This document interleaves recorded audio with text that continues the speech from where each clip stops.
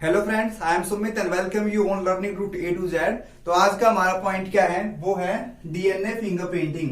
Fingerprinting और DNA में मतलब यही है कि जैसे हम कोई भी हमें हमारे पास एक गिवन एविडेंस में जो डीएनए सीक्वेंस होता है उसे हम मैच करके देखते हैं किसी भी सस्पेक्टेड पर्सन से। ठीक है, ये देखते हैं किसके साथ ये मैच हो रहा है या नहीं हो रहा है। आप इसको ऐसे सोच के देखो कि अगर कोई भी क्राइम सीन हुआ है, जैसे सीआईडी वगैरह में या फिर क्राइम पेट्रोल में दिखाते हैं ना, कोई अगर मर्डर हो गया और उसके आसपास हमें कोई हेयर फॉलिकल या फिर स्किन का टुकड़ा मिल गया, तो उससे क्या करेंगे हम? उससे कोई भी हमारे पास एक सीक्वेंस आ जाएगा।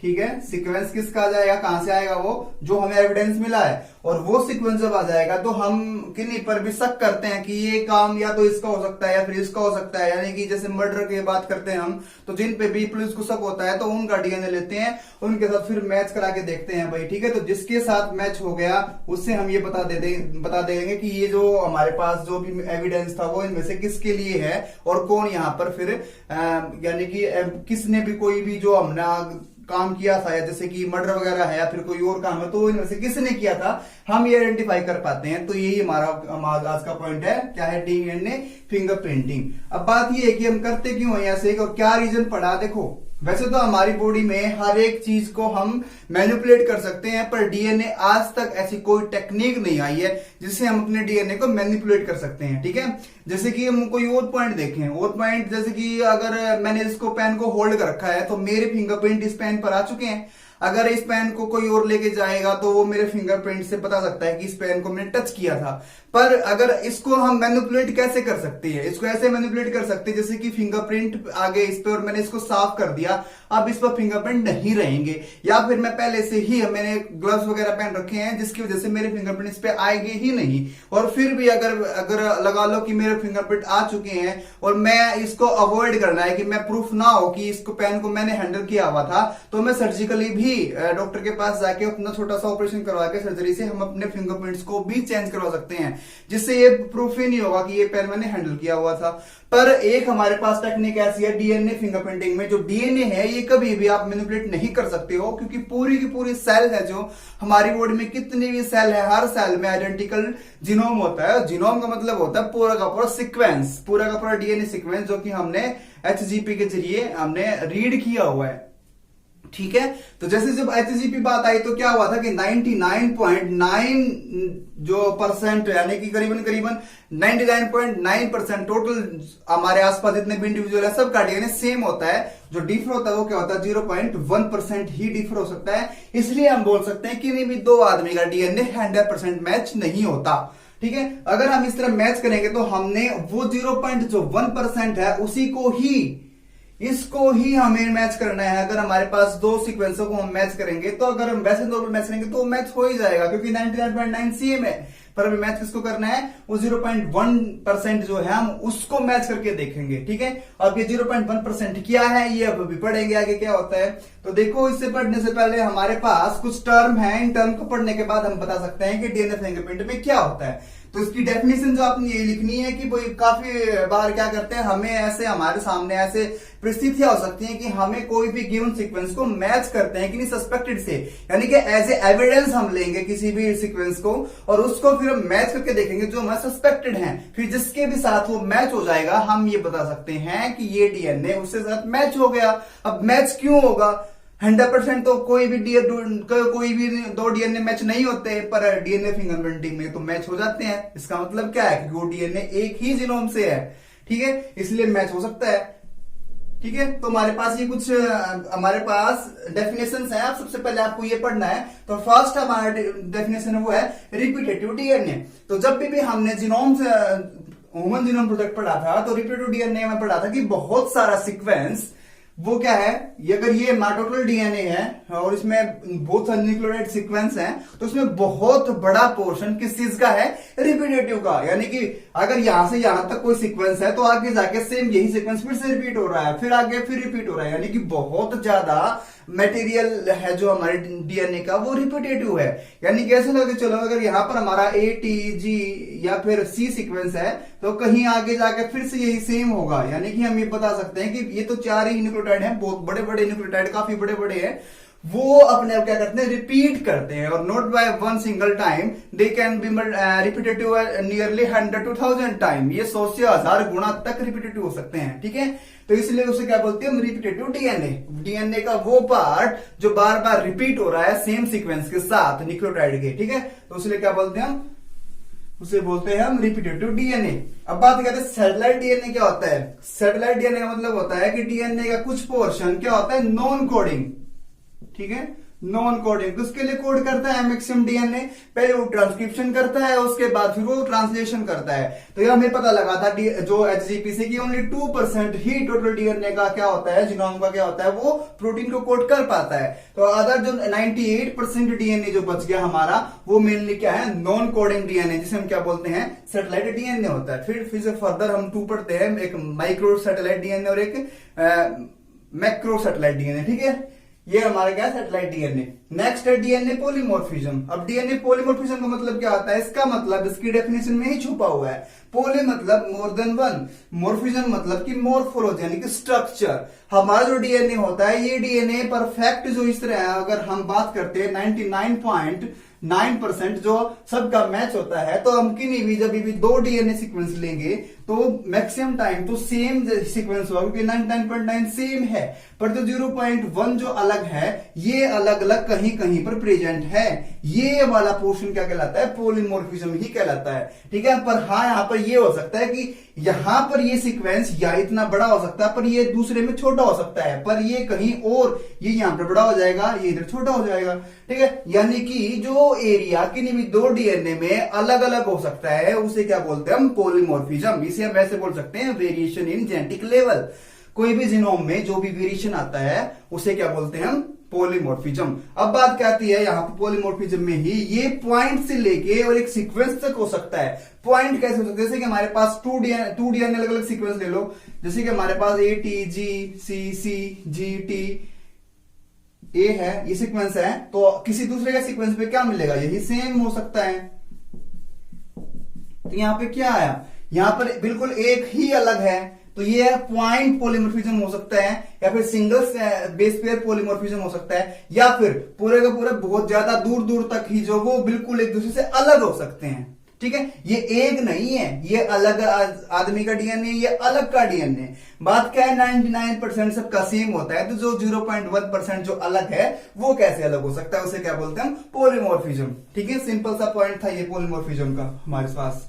नेक्स्ट पॉइंट हमारा प्रोब। अब प्रोब क्या होते हैं, प्रोब हमारे पास कुछ सिंगल स्ट्रैंडेड डीएनए या फिर आरएनए होते हैं, जिन्हें हम रेडियो के साथ क्या कर टैग कर देते हैं, ठीक है। रेडियो एक्टिव मॉलिक्यूल्स के साथ टैग करते हैं, जिससे हम इजीली उसे आइडेंटिफाई कर पाते हैं, ठीक है। और इसमें मेनली क्या हो जाता है, कौन सा रेडियो एक्टिव है, ये तो नाइलिन शीथ हो सकता है, नाइलिन शीथ। नेक्स्ट हमारे पास VNTR। VNTR मतलब क्या होता है, वेरिएबल नंबर टेंडन रिपीट्स।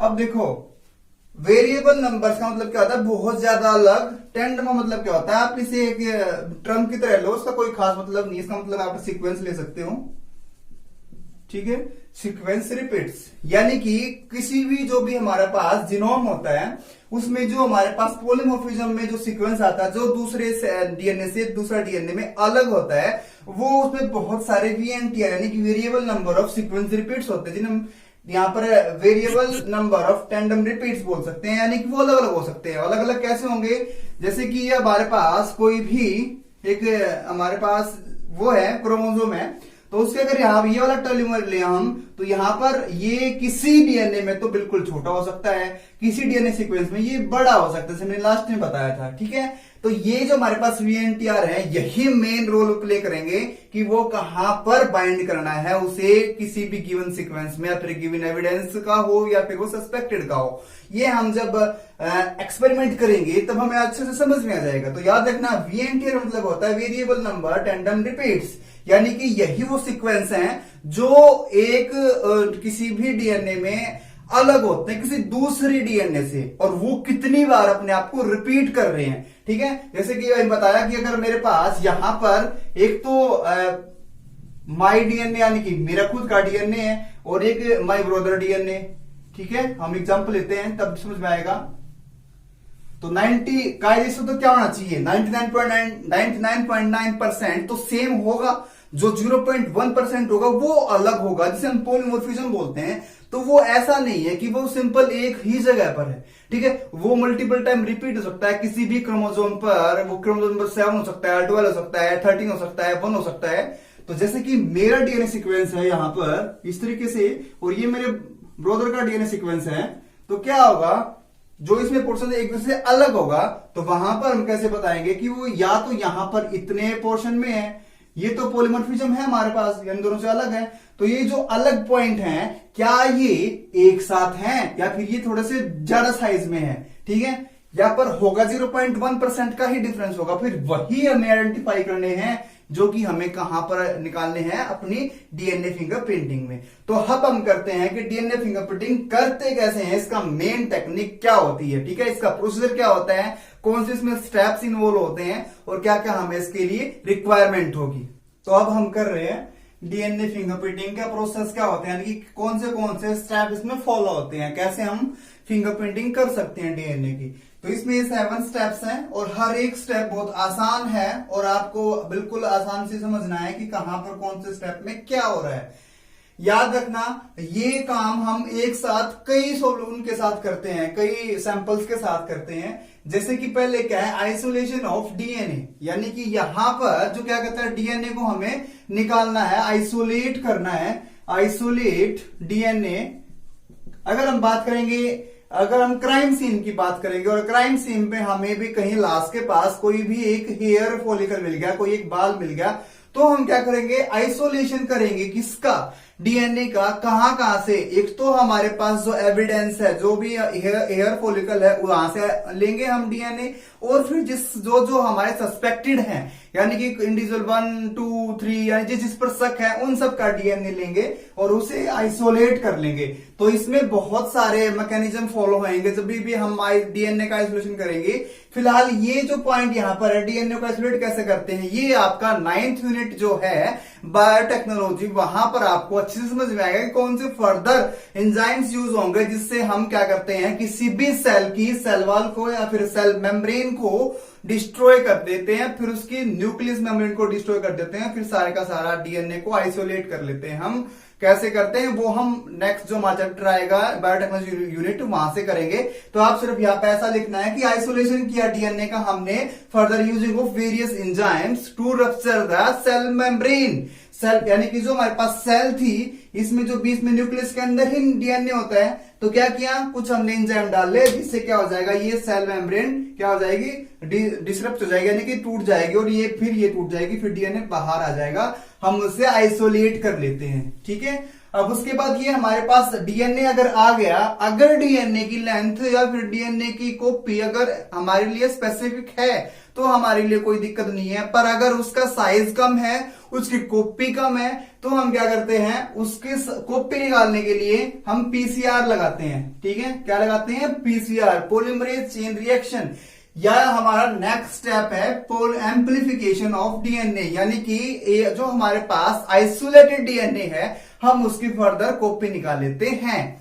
ठीक है, ये पीसीआर क्या होता है, एक किस्म से फोटोकॉपी जैसी मशीन होती है। आपने जो हमारे पास जो भी आइसोलेटेड डीएनए उसकी मल्टीपल कॉपीज निकाल देते हैं। ठीक है, यानी कि उसकी हमने अमाउंट बढ़ा दी हमने।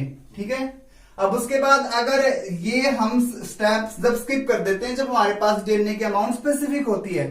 ठीक है, अब उसके बाद नेक्स्ट डाइजेशन ऑफ डीएनए। अब क्या करेंगे, हमारे पास डीएनए का फ्रेगमेंट आ गया, तो हम एंडोन्यूक्लियस एंजाइम डालकर इसको क्या कर देते हैं, फर्दर फ्रेगमेंट्स में कट कर देते हैं। ठीक है, इसके जो बड़ी लेंथ है, इसको छोटे छोटे पार्ट्स में, छोटे छोटे फ्रेगमेंट में कट कर देते हैं। ये हमारा 3rd स्टेप है। अब उसके बाद क्या करेंगे, सेपरेशन ऑफ डीएनए। अब हमारे 4th स्टेप में जो हमारे पास छोटे छोटे ये फ्रेगमेंट आए हैं, इन्हें हम सेपरेट कर देते हैं। ठीक है, सेपरेट कैसे करेंगे, हमारे पास एक टेक्निक है जिसे बोलते हैं हम इलेक्ट्रोफोरेसिस। इलेक्ट्रोफोरेसिस, अब ये भी टेक्निक आप बायोटेक्नोलॉजी जो हमारा चैप्टर है वहां को आपको समझ में आएगी। पे इतना ध्यान रखना, यहां पर क्या करते हैं, हमारे पास एक इलेक्ट्रिक मशीन होती है जिसके अंदर हम अगार मीडियम डालकर जेल बना देते हैं, उसके अंदर फिर हम अपना डीएनए सैंपल लोड करते हैं। फिर आपको पता है डीएनए पर चार्ज कौन सा होता है, नेगेटिव चार्ज होता है। तो फिर क्या होगा, इस साइड प्लस चार्ज होता है, इस प्लस नेगेटिव चार्ज, इस तरफ नेगेटिव चार्ज होता है, इस तरफ प्लस चार्ज होता है। आपको पता है सेम चार्ज क्या करते हैं, रिपेल, अपोजिट चार्ज क्या करते हैं, अट्रैक्ट। तो यहां पर डीएनए का पे चार्ज नेगेटिव है, इधर नेगेटिव है, तो क्या होता है फिर ये इस तरफ मूव, पॉजिटिव की तरफ मूव होना स्टार्ट हो जाता है। फिर क्या होगा, मूव किस तरफ, किस तरीके से होगा, जो हैवी होगा वो स्लो मूव करेगा, जो लाइट होगा वो जल्दी मूव करेगा। ठीक है, यानी जिसका साइज लगा लो कि 0.1 केबी से लेके 20 केबी तक के सेगमेंट होते हैं हमारे पास। तो जिसका साइज या जिसका मतलब वेट 2 केबी है वो जल्दी आगे जाएगा, जिसका 19-20 करीब वो थोड़ा सा मतलब स्लो आगे जाएगा। ठीक है, यानी कि हमारे पास एक किस्म से ऐसे ले सकते हैं, ऐसे हम फ्रेगमेंट को अलग अलग कर देते हैं किसी भी जेल इलेक्ट्रोफोर्सिस से, जिसे हम इलेक्ट्रोफोर्सिस बोलते हैं। मशीन होती है ये। एज के लिए करते हैं हम डीएनए आरएनए के लिए, और पेज यूज करते हैं हम प्रोटीन के लिए। ठीक है, प्रोटीन के सेगमेंट अलग अलग करने के लिए, सेपरेट करने के लिए। फिर क्या है, नेक्स्ट हमारा पॉइंट है ब्लोटिंग। अब ब्लोटिंग क्या होती है, ब्लोटिंग हम क्या करते हैं, जो हमारे पास ये फ्रेगमेंट है इन्हें हम ट्रांसफर कर लेते हैं किस पर, हमारे पास या तो नाइट्रोसेलुलोज सीट होती है या फिर नाइलॉन सीट होती है, वहां पर से ट्रांसफर कर लेते हैं। ये काफी अलग अलग टेक्निक होती है। हमारे पास साउथर्न ब्लोटिंग होती है, एक नॉर्थर्न ब्लोटिंग होती है। ठीक है, जैसे साउथर्न ब्लोटिंग किसके लिए करते हैं, हम डीएनए के लिए करते हैं, ताकि डीएनए सैंपल है जो वो उसे हम आइसोलेट कर सकते हैं किसी अलग सीट पर। और नॉर्थर्न ब्लोटिंग किसके लिए करते हैं, हम वो करते हैं हम आरएनए के लिए। ठीक है, इसमें क्या होता है, ब्लोटिंग कैसे करते हैं, हमारे पास जैसे यही है जेल का, हमारे पास ऐसे सेगमेंट आ गया, एक हमारे पास नाइट्रोसेलुलोज सीट होगी, इसके ऊपर रख देते हैं हम। इसके ऊपर रखने के बाद इस पर पेपर वेट डाल देते हैं, थोड़ा सा वजन डाल देते हैं। ठीक है, वजन डालने के बाद क्या होगा, जो हमारे पास सीट थी वो इस डीएनए सेगमेंट्स को एब्जॉर्ब कर लेगी, और कुछ टाइम बाद क्या होता है, हम उस सीट को उतार देते हैं। और अब जब सीट पर देखेंगे तो अब यही सीक्वेंस यहां पर हमारे पास इधर ट्रांसफर हो गए, और इधर हमारे पास अब वो नहीं है। ठीक है, ये जेल के पास नहीं है, अब ये हमारे पास नाइट्रोसेलुलोज सीट पर आगे ट्रांसफर हो गए। ठीक है, इसे क्या बोलते हैं हम, ब्लोटिंग। ये साउथर्न ब्लोटिंग होगी, साउथर्न ब्लोटिंग होती है डीएनए के लिए, नॉर्थर्न ब्लोटिंग होती है आरएनए के लिए। अब उसके बाद क्या है, हाइब्रिडाइजेशन विद यूजिंग प्रोब्स। अब हमारे पास ये सीट पर अलग अलग एविडेंस आ गए, सीक्वेंस आ गया, अलग अलग फ्रेगमेंट जब सेपरेट किए, अलग अलग सेपरेशन आ गया। और किस बेस पे है, वेट के बेस पे है, जो हल्का है वो आगे गया हुआ है, जो भारी है वो पीछे रह गया। ठीक है, अब क्या होगा, हाइब्रिडाइजेशन करेंगे किसकी हेल्प से, प्रोब की हेल्प से। प्रोब कौन से थे हमारे पास, VNTR। ठीक है, variable number of and repeats. अब उसको इस पर छोड़ देते हैं। ठीक है, अब इस पे ऐसे छोड़ दिया हमने, प्रोब्स डाल दिए वो, तो वो प्रोब्स क्या करेंगे, वो प्रोब्स किसी भी फर्दर जहां पर भी ज्यादा नंबर ऑफ VNTR होंगे सस्पेक्शन के, उस पर क्या करेगा, वो बाइंड कर लेगा, हाइब्रिडाइजेशन कर लेगा। ठीक है, जैसे कि हमारे पास इधर बात है कि ये हमारे पास एक सीक्वेंस है, और इसके पास अगर लगा लो कि ये TGC सीक्वेंस है, और हमारे पास VNTR का सीक्वेंस हमारे पास अगर ये होगा, तो ये इस पे बाइंड कर लेगा। और बात है ये कैसे प्रोब्स कैसे होंगे, जैसे बताया था क्या होता है, ये रेडियोएक्टिव होते हैं। और रेडियोएक्टिव क्यों होते हैं, क्योंकि फिर ये जहां पर भी हम इजिली आइडेंटिफाई कर पाएंगे कि ये VNTR है जो कहां पर जाके बाइंड हुए हैं, इसलिए क्या है, ये प्रोब्स हैं। प्रोब्स क्या बताया था, कोई भी सीक्वेंस जो क्या है, रेडियोएक्टिव से टैग किया हुआ है। ठीक है, अब क्या होगा, जैसे ही इस पर ये रेडियोएक्टिव प्रोब छोड़ दिए, VNTR छोड़ दिए, तो ये अपने अपने रिस्पेक्टिव जगह पर क्या हो जाएंगे, बाइंड हो जाएंगे।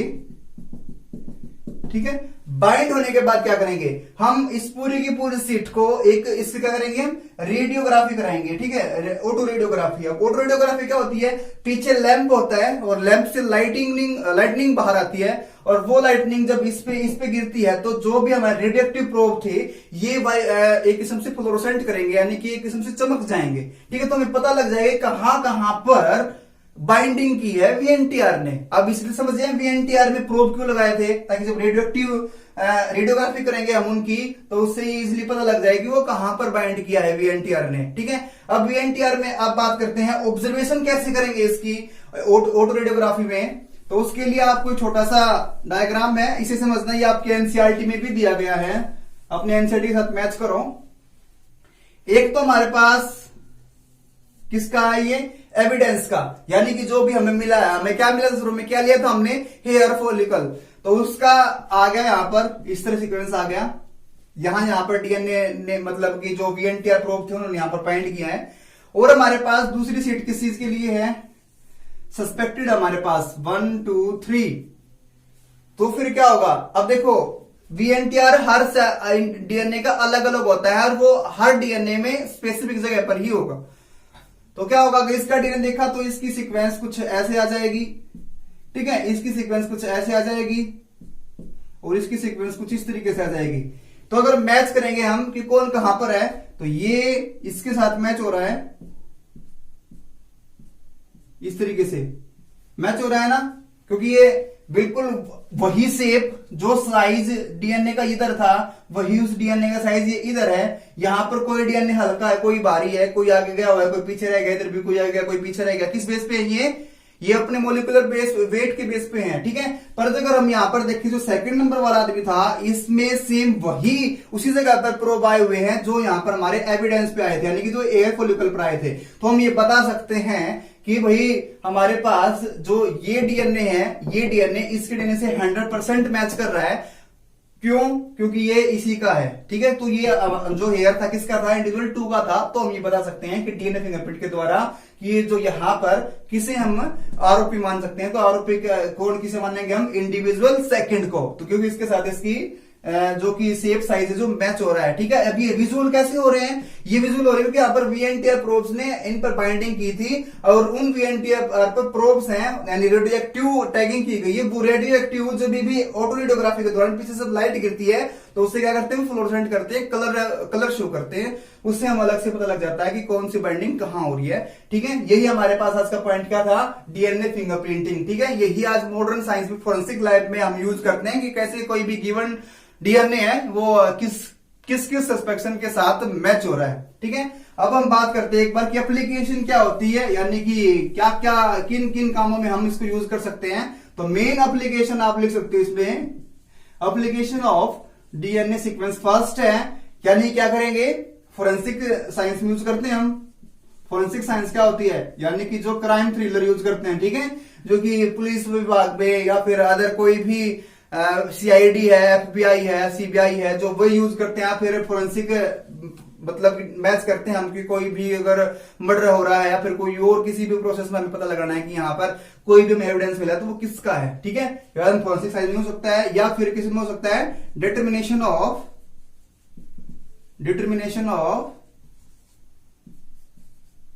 पेरेंटल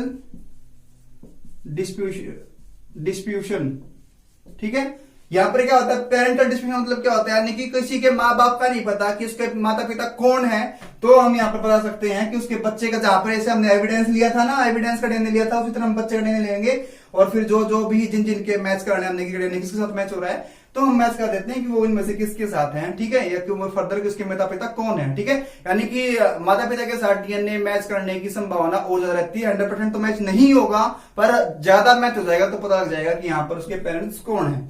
और थर्ड है किसके लिए यूज करते हैं हम, हिस्ट्री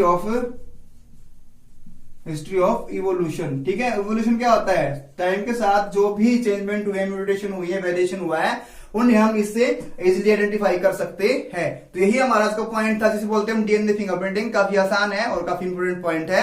अगर कोई परेशानी है तो आप कमेंट सेक्शन में कमेंट करके पूछ सकते हो। धन्यवाद।